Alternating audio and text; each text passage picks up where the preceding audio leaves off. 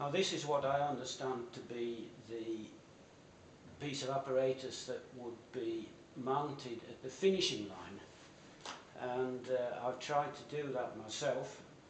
There's a handy little pin here to put your bobbin of thread on, and I've stretched the thread out here to imitate the finishing line, and I've attached it to the finishing post on the other side, and we tension the thread. You'll see that this arm here is upright, it's been primed, and in the usual Löbner fashion we've got one of these falling arms. I'm not sure if the thread's meant to be at the back or the front. I've put it at the back so that when the runner comes, the winner, they'll touch the line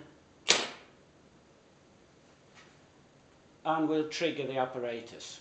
When this lever falls, this arm flies down and sends an impulse through these two wires. Now, what's been going on inside here?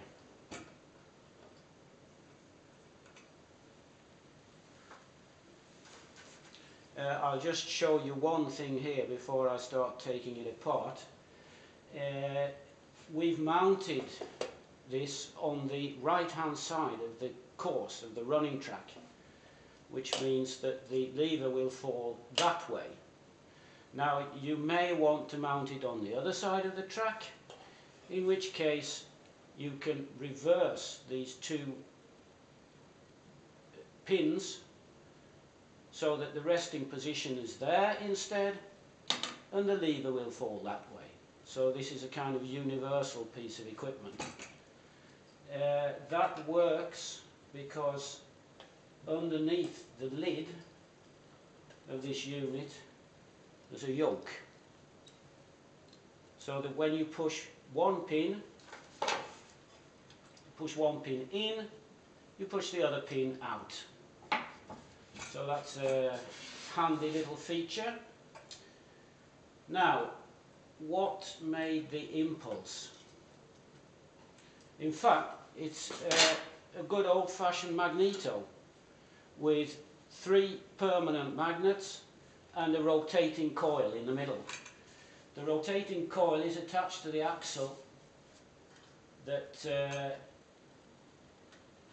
is actuated by this arm, and there's a lever here that in fact is attached to the falling arm by a series of links, and a catch here, so that when the lever is in the upright position I can lock the rotating arm of the magneto. When the lever falls, this will fly down like that, and the rotation of the armature in this magnetic field will induce a current in the wires. So we prime it like this. The winner comes, hits the finishing line, the falling lever goes down, the magneto core spins, and we get a signal. Just to show that this does actually work, I've hooked this up to a voltmeter. Let's prime it again. We'll put the lever in the waiting position. This is a bit worn, so I have some trouble actually getting this to fasten in the upright position.